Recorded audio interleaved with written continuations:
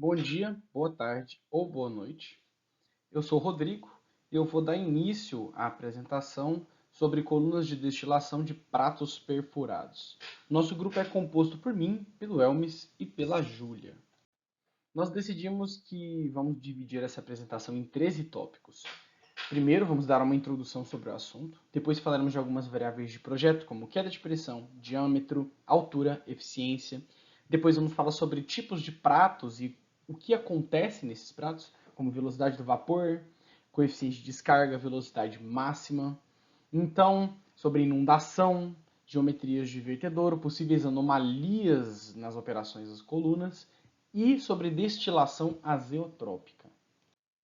Bom, começando por uma breve introdução. Uma coluna de destilação de pratos perfurados nada mais, nada menos é do que uma coluna que promove um contato direto entre uma corrente ascendente de gás e uma corrente descendente de líquido.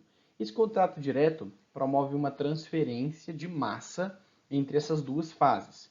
E como se pode ver, ela é separada em vários estágios, nos quais, em cada um desses estágios, haverá uma condição de equilíbrio diferente. E ao final do processo, teremos uma otimização nessa separação dessas duas substâncias. Bom, começando a falar um pouco sobre as variáveis de projeto, vamos aqui inicialmente a queda de pressão. A queda de pressão numa coluna de destilação é facilmente calculável por essa simples soma. A gente divide a queda de pressão total em duas quedas de pressões. HD, que simboliza a queda de pressão em um prato seco, sem nenhum tipo de fluido. Essa queda de pressão é facilmente calculável por essa correlação aqui. Tem essa parte do meio, essa parte da direita, vai do engenheiro, qual que ele prefere utilizar, na qual o zero é a velocidade do fluido passando pelos buracos do prato, C0 é o coeficiente de descarga de orifício, G a aceleração da gravidade, ρL a densidade do líquido e ρV a densidade do vapor. Bom, estão faltando dois termos ainda, o HL e o C0. Primeiramente, temos o coeficiente de descarga de orifício. Ele é encontrado graficamente, facilmente encontrado através desse diagrama ao lado, só que eu não vou entrar em muitos detalhes agora. Mais para frente, na apresentação, nós vamos contemplar melhor esse coeficiente de descarga de orifício e melhor esse mesmo diagrama que foi apresentado aqui. Falando agora como que a gente vai calcular o HL, ele se dá pela soma de HW mais HOW. Mas o que são esses Hs? Bom, pelo desenho aqui dá para a gente ver eles aqui, ó. HW nada mais nada menos é do que a altura dessa pequena barreira que nós temos no final de cada prato que o líquido precisa transpor. Quando ele transpõe essa barreira, ele chega a uma altura máxima, e essa altura máxima seria o HOW. HW é facilmente mensurável, porque é um parâmetro ali do seu prato. Você escolhe um prato e ali é fácil você medir o HW desse prato. Mas o HOW não. Mas existe uma correlação, essa correlação da direita aqui, que diz pra gente, aproxima pra gente o valor de HOW, ele é QL, que seria a vazão de líquido que passa, né, paralelamente a esse prato, dividido por LW, que seria a distância entre o momento em que o líquido cai no prato até o momento em que ele chega na barreira que ele precisa transpor, tudo isso elevado a 2/3. E com esse valor, com o HL, a gente consegue ter todos os parâmetros necessários para calcular a queda de pressão. Os valores usuais de queda de pressão variam entre 1 e 3.000 PSI. Claro, né? 1 em escala laboratorial, em escalas operando com vazões menores, 3.000 operando com vazões extremamente altas. De todas as variáveis de projeto, a mais simples de ser calculada é o diâmetro da coluna. Por quê? Porque o diâmetro da coluna depende do prato que você compra nessa coluna. Você compra um prato com uma certa área, é só, bom, com a área de uma circunferência é πd quadrado sobre 4, é só você isolar o d. d é igual a raiz quadrada de 4 vezes essa área sobre π. Valores usuais de diâmetro de coluna costumam variar entre 1 a 40 pés. Claro, né? 1 sendo numa escala laboratorial e 40 pés sendo numa coluna gigantesca de escala fabril. Bom, movendo agora para a altura da coluna. A altura da coluna é calculada pela lógica. Bom, se temos, por exemplo, uma coluna com 6 pratos, nós vamos ter 5 espaços vazios entre um prato e outro. Ou seja, a altura da coluna é, primeiramente, o número de pratos menos 1 vezes o ΔHP, que seria o espaço entre um prato e outro, mais o número de pratos vezes a espessura dos pratos. Às vezes os pratos são mais grossos e a espessura deles precisa ser contabilizada na conta. Mas não acaba por aí. Geralmente, como se pode ver nessas fotos, algumas colunas possuem esse topo ou o fundo arredondados. E a gente precisa contabilizar essa alturinha dessas calotas. Então eu representei como a letra C 2 vezes essa altura de calota, uma para a parte de cima, outra para a parte de baixo. Valores usuais de altura de coluna podem variar entre 10 e 200 pés, uma coluna de 200 pés sendo para a escala industrial e 10 pés para a escala laboratorial. Falando agora sobre as eficiências de estágio, vamos iniciar pela eficiência global. A eficiência global ela pode ser definida pela razão entre o número ideal de estágios e o número real de estágios. Ideal, aquele que você calcula no papel, real, aquele que você observa na prática. Às vezes você pode calcular um número no papel, aplicar numa coluna na vida real e ver que na verdade não era aquilo, aquela coluna precisava de mais estágios para obter aquela separação desejada. Mas, infelizmente, esse tipo de eficiência não é muito usual. Por quê? Porque quando o objetivo é dimensionar uma coluna, você não tem o número de pratos real. O engenheiro quer calcular esse número, mas ele não tem esse número. É por isso que se dimensiona uma coluna e por isso que essa eficiência não é muito utilizada. A eficiência mais utilizada é a próxima, que é a eficiência de Murphy. Ela se dá pela razão entre as forças motrizes de transferência de massa, aplicada, claro, em cada estágio. Ou seja, quando você opera a uma condição diferente, um pouco menor, um pouco atrás da condição de equilíbrio, você meio que cria uma outra curva de equilíbrio um pouco abaixo da curva de equilíbrio anterior. Isso, consequentemente, aumenta seu número de estágios na hora que você vai calcular. E ela, por ser gráfica e fácil de entender, ela geralmente é a eficiência mais utilizada em todos os cálculos de colunas de destilação. Geralmente você calcula ela, por exemplo, em cada uma dessas retas, tanto nas horizontais quanto nas verticais, eu vou descontar uma pequena porcentagem. Essa pequena porcentagem seria 1 menos a eficiência de Murphy. Indo agora para a última das 3 eficiências, a eficiência local.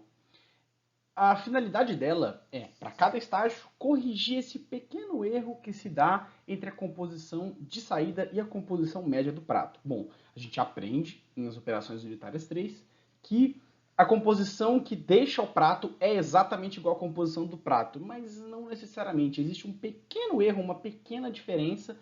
Claro que essa eficiência é pouco utilizada, justamente porque essa eficiência, essa diferença é muito pequena e o cálculo dessa diferença exige uma matemática extremamente rebuscada, métodos muito mais complexos, então por isso que ela é pouco utilizada. Disparado, das 3 eficiências, a mais utilizada e a melhor delas é a eficiência de Murphy.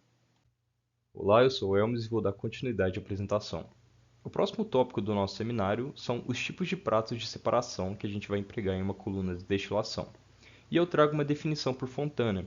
Os pratos são elementos internos das colunas de destilação, que podem apresentar diferentes geometrias, formados por chapas metálicas circulares com orifícios que vão permitir a passagem do vapor e podem ser de 3 tipos.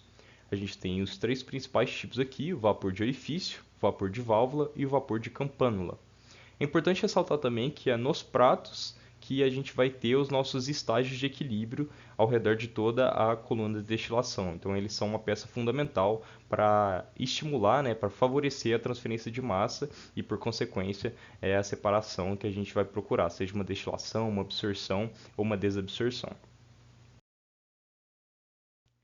Nesse próximo slide eu trago algumas fotos práticas de cada um dos pratos mencionados e alguns comentários acerca de cada um deles. Em relação aos pratos perfurados, eles vão variar entre 0,06 e 1 polegada de diâmetro em colunas de laboratório, né, em testes piloto, e entre 8 a 16 polegadas em colunas de destilação empregadas em processos industriais. Os furos muito pequenos não são recomendados para serviços onde você tem algum componente corrosivo E a desvantagem desses pratos é que, em casos de vazões variáveis, não vai ser possível o controle da abertura e fechamento desses furos. Em relação aos pratos valvulados, a gente vai ter pratos perfurados com discos móveis em cada furo. Quando a vazão de vapor for muito baixa, o disco vai tampar o furo e vai prevenir o que a gente vai chamar posteriormente de gotejamento. E uma desvantagem desse prato são operações barulhentas, corrosões nas válvulas e constante movimentação delas vai causar fadiga no metal e ocasionalmente vai precisar de trocar. Em relação aos pratos de borbulhadores, eles eram o tipo mais usado em operações de destilação, mas atualmente estão entrando em desuso devido aos pratos de alta eficiência. E a principal desvantagem desses últimos pratos é que eles necessitam de inúmeros ajustes e peças para sua instalação. Partindo agora para uma classificação mais geral de pratos de colunas de destilação, a gente vai classificar eles em relação à presença ou não do downcomer. Os pratos sem downcomer, o líquido e o vapor vão atravessar pelos próprios furos do prato, como está representado aí na figura com fundo escuro. E os pratos com downcomer, uma parte da área do prato vai ser reservada para a descida do líquido para o prato inferior. A gente também chama essa divisória entre o downcomer e o prato propriamente dito de dique. E acredito que nas aulas de operações unitárias 3 foi apresentado aí diversas torres de destilação com a presença de downcomer. Acredito que seja mais comum de se encontrar nas indústrias a presença de pratos com downcomer. Falando agora um pouquinho sobre a velocidade do vapor nos furos do prato, esse parâmetro vai ser de extrema importância no dimensionamento de colunas de destilação e vai ser usado aí para calcular o diâmetro da coluna. Além disso, é interessante notar que o limite superior dessa velocidade ela deve ser calculada para garantir que o nível do líquido no tubo de retorno de um prato não alcance o prato superior. E o aumento da velocidade vai diminuir a concentração do componente mais volátil nos pratos superiores. E vai reduzir também o tempo de residência entre as fases, né, de transferência de massa, o que potencialmente vai prejudicar a eficiência do nosso processo. Por isso é importante a gente calcular e saber os valores ideais aí de operação da nossa coluna de destilação. Em relação às equações para estimar a velocidade máxima de inundação, que a gente vai chamar de U subscrito F, proposta por Fair em 1961, a gente tem essa equação expressa, que é uma constante empírica K1 multiplicada pela raiz quadrada da diferença das densidades entre o líquido e o vapor, dividido pela densidade do vapor. E uma segunda equação, que na verdade é a mesma com um parâmetro de ajuste, né, a gente envolve a tensão superficial do líquido que está sendo operado. Então a gente tem a tensão superficial dividido por 20, essa divisão elevada a 0,2. Perceba que para líquidos orgânicos, que é o mais comum de se tratar em operações de destilação, a gente tem que a tensão superficial vai ser em torno aí de 20 dinas por centímetro, o que vai transformar esse fator de correção em 1, voltando à equação à esquerda. Mas, por exemplo, para operações que possuam água, a tensão superficial dela é 70 dinas por centímetro, e aí a gente vai ter uma pequena correção aí, um pequeno valor que vai se multiplicar aí para resultar na velocidade máxima de inundação correspondente.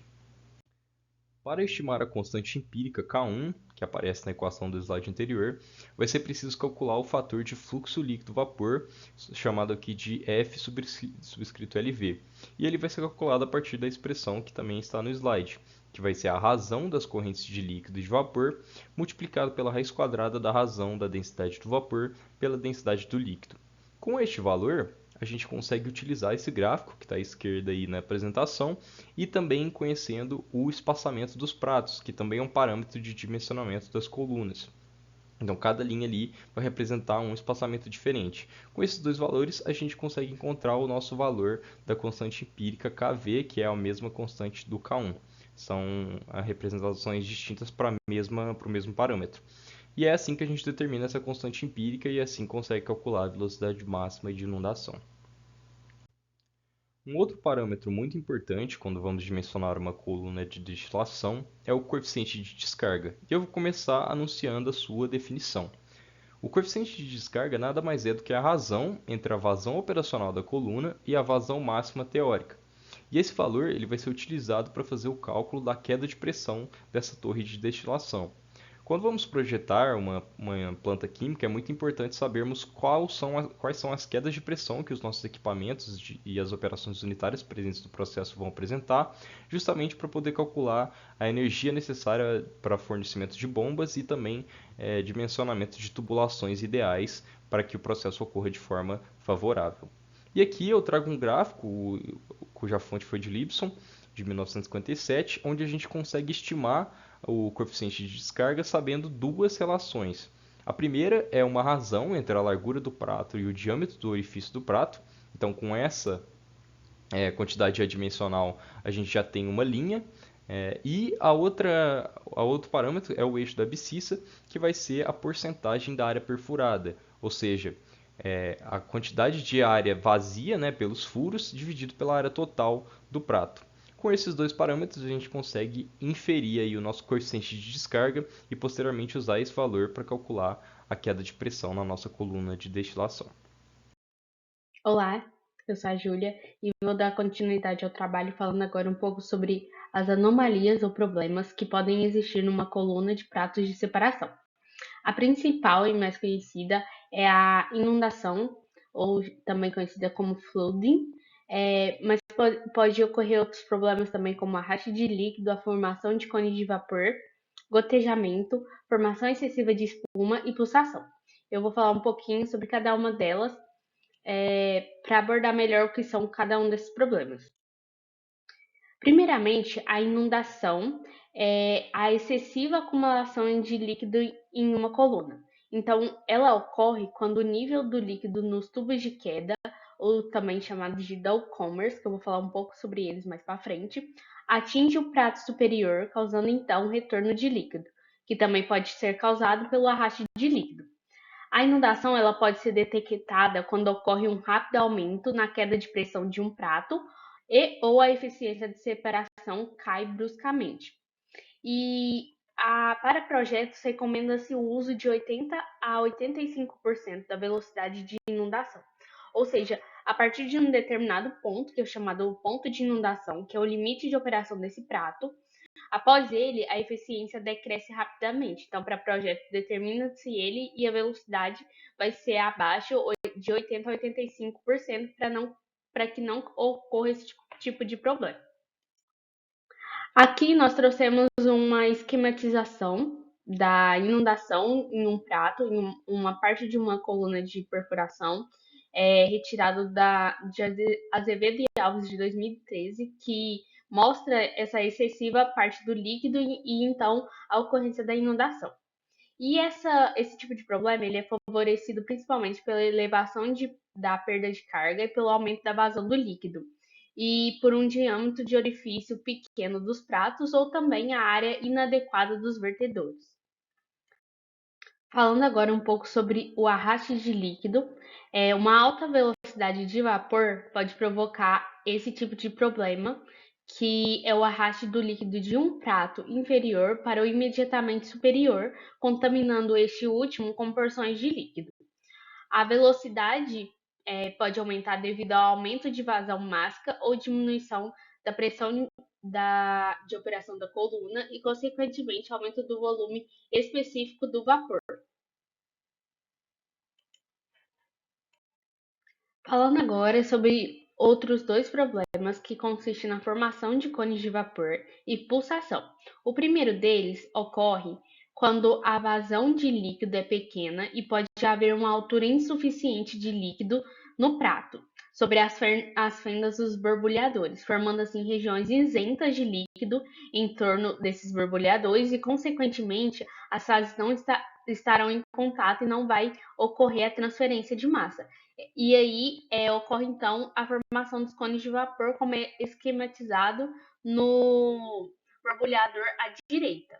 Já ao contrário, quando a vazão de vapor é pequena, pode ser que o vapor presente em um prato inferior não tenha pressão suficiente para vencer a resistência oferecida a seu escoamento, acumulando nesse prato até o momento em que a pressão aumenta e força a passagem brusca de vapor. Após esse instante, então, a pressão do vapor diminui rapidamente e novamente ocorre o bloqueio dessa vazão.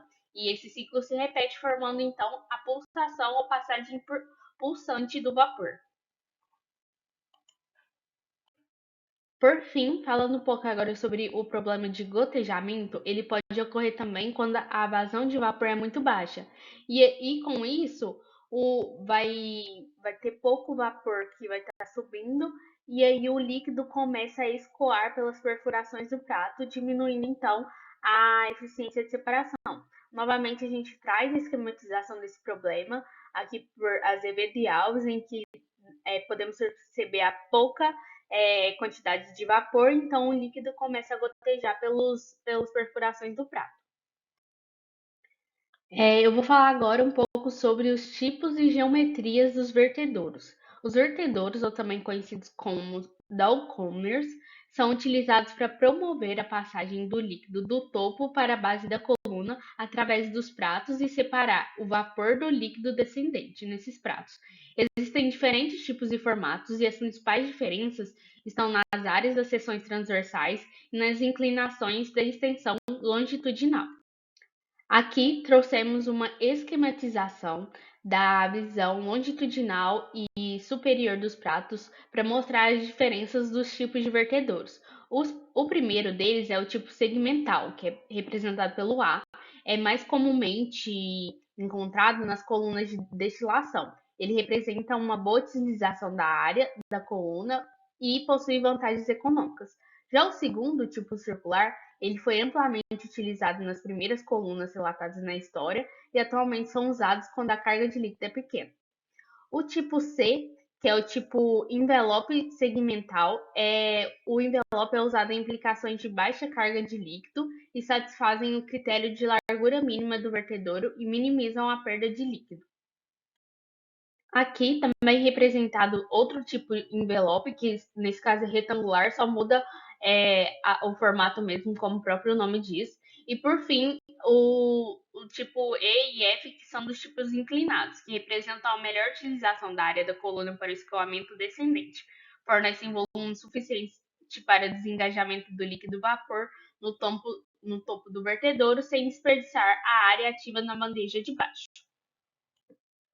Para finalizar o trabalho agora, eu vou abordar um pouco sobre a destilação azeotrópica. Um azeótropo é uma mistura que, a uma determinada pressão, apresenta um ponto de ebulição constante e, consequentemente, a composição do líquido e vapor em equilíbrio permanece constante, dificultando a separação.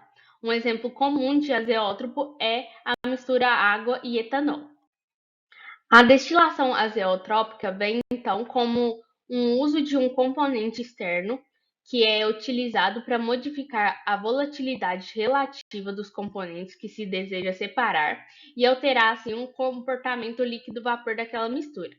Esse componente ele é volatilizado mais facilmente do que os outros dois, sendo separado assim no topo da coluna. E no caso, então, da separação do etanol e água, são utilizados o benzeno, o hepteno ou o ciclohexano. E dessa forma, após a destilação, o álcool quase puro ele é removido como produto de fundo e o produto de topo é condensado e separado em duas fases. A camada orgânica, que é composta ou pelo benzeno, hepteno ou ciclohexano, é devolvida ao topo da coluna como refluxo e a camada de água é enviada para os futuros tratamentos.